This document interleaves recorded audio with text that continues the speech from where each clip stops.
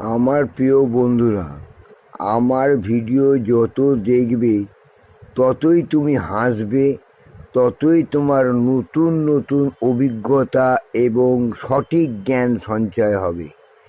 একটা দারুণ হাসির কথা বলছি, শোনো। আমাদের এলাকার একটা ছেলে সব জায়গায় গিয়ে সে চটি খুলে ঘুরে বেড়াতো। মন্দিরে গেলেও চটি খুলে সে ঠাকুরকে প্রণাম করত।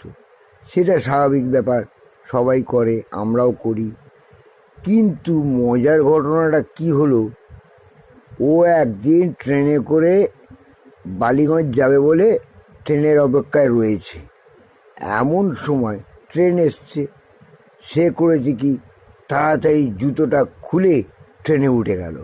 যেই ট্রেনটা ছেড়েছে অমনি সে বললে, এই আমার জুতো নিচে পড়ে আছে, জুতো নিচে পড়ে আছে, যা আমার জুতো চলে গেল, জুতো চলে গেল।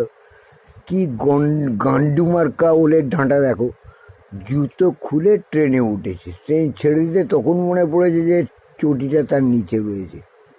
এইরকম আজব পাবলিকও আছে।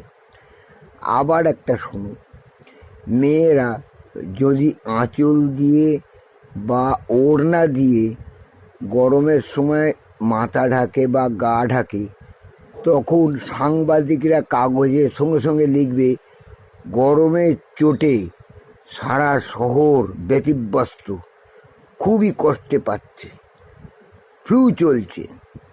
কিন্তু যদি কোনো ছেলে গরমে মাথা ঘুরে প্ল্যাটফর্মে বা রাস্তায় পড়ে যায়, সঙ্গে সঙ্গে সাংবাদিকরা কী রিপোর্ট দেবে জানো, কী লিখবে জানো?